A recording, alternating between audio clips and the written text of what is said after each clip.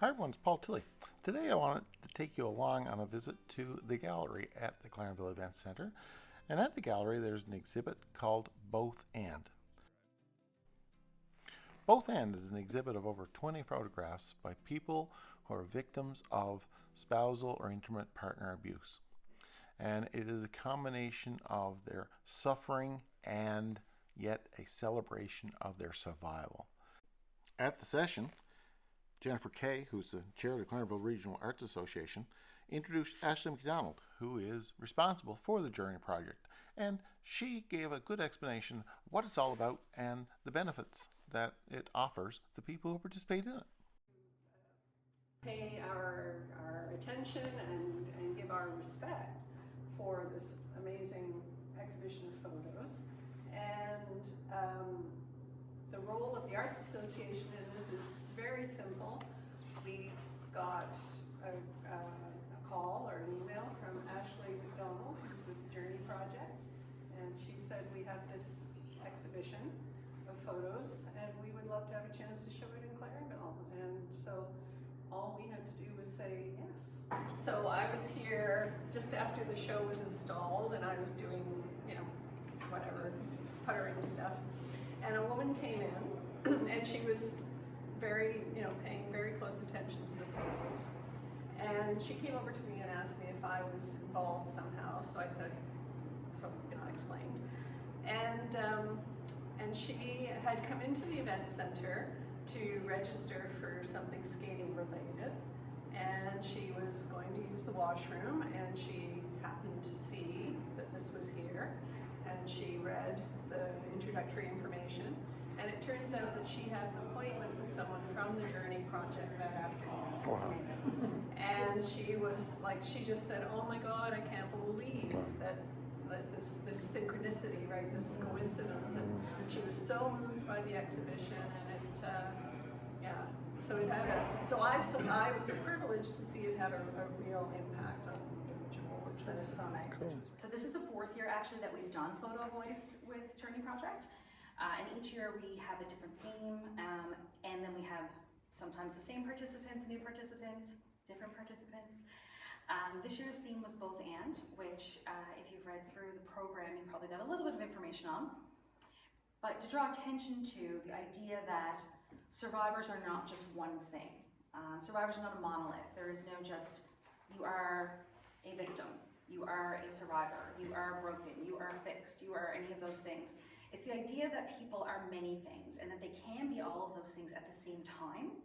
And so I think that it's really obvious from the from the photos this year, how much people really embrace that idea of being multiple pieces of themselves and demonstrating different sides, and really embracing that idea. When we're working with survivors at Journey Project, we are actually a legal support service. Like that's our role, is to support survivors as they're navigating potential or ongoing legal options. People don't actually have to follow through with any legal options to talk to us, but that is kind of the goal. But it's lovely to know now that we can put Clarenville on our list of spaces and places where we can show up for the community and demonstrate that we are supporting survivors province-wide.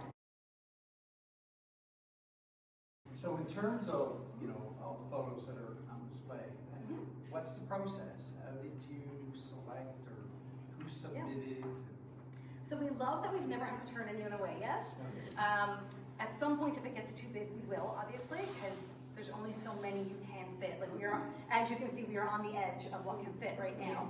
And I think this might actually be a good number now that I've been here and seen this. So we put out the call for whoever wants to, as long as they identify as a survivor of intimate partner violence and or sexual violence, and they are currently in Newfoundland and Labrador or were in Newfoundland and Labrador at the time of their event, then they are able to submit. You also do have to be over 18 legally. That's just a thing I can't work around. At some point we could do a youth one down the road, but right now this is kind of where we are. And so people are encouraged to read through documents that are sent to them, as well as watch some YouTube videos. So I send people links to how to do this on your phone, how to manipulate photos to look this way, ways to do things that are free or cheap or using things you already own. So the idea is we don't want people to be like, I don't have a camera, so I can't do this. We want this to be accessible. And not everyone, but most people do have a phone at this point, and so it makes it really easy for people to be able to capture something without it having to come out of pocket. Honestly, if somebody had a Polaroid they wanted to send me, I would make it work. Like there's always a way.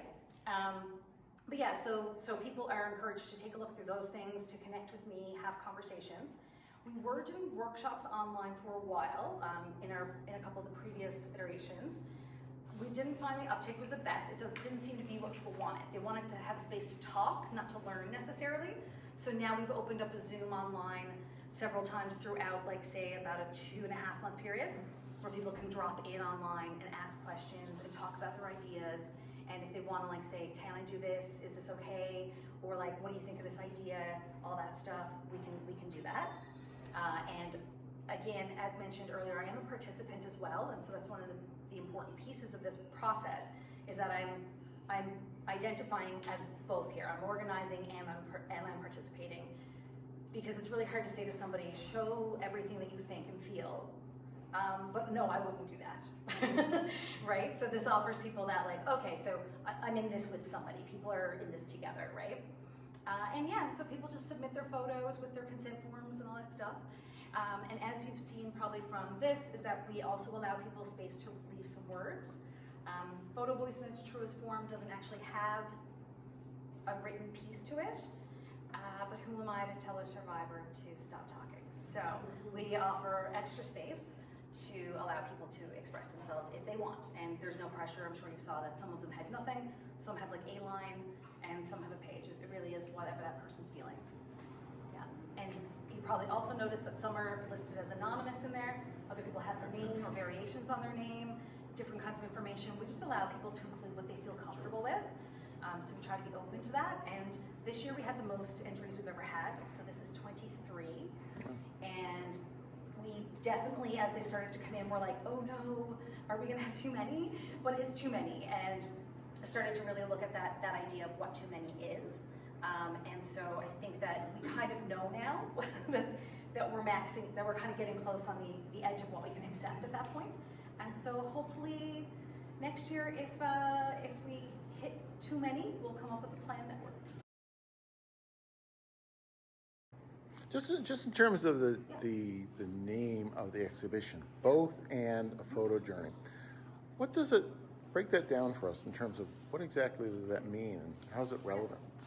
Well, so each one, as I mentioned, has a different theme. And so the first one was, we thought, the only one. We didn't know that this was going to keep going. So the first one was 1,000 words, a photo journey. And the idea was a photo is worth 1,000 words, right? We've heard this before.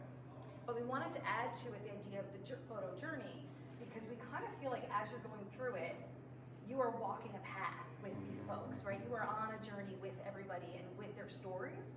And so we liked the idea of carrying, and since we are a journey project, we liked the idea of carrying that journey concept through to all of the iterations we've done now. And so after that one we had, I'm not sure which order it was, if it was justice and then transformation, or transformation and then justice.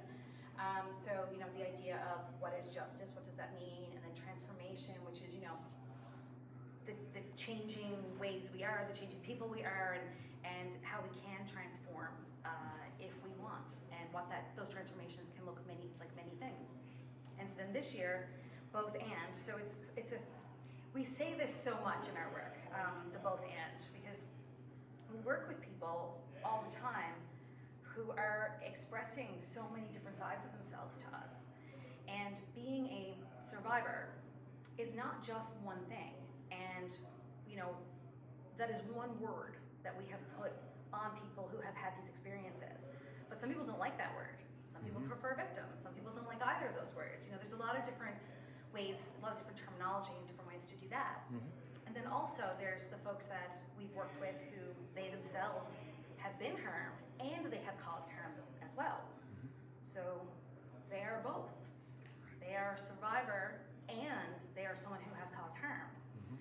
And those things often actually go together. It's really common for people who have caused harm to be people who have been harmed. And we see people who are feeling like they are just exhausted and done and don't have another bit of energy to go a step forward, and yet they are now on a stand telling their story, or they are in the media asking for attention and advocacy, or they are writing or taking photos or doing another thing that proves the resilience and strength that they do have. And so for all of the people who we meet and we work with, we consistently see that there are always at least two things, if not more.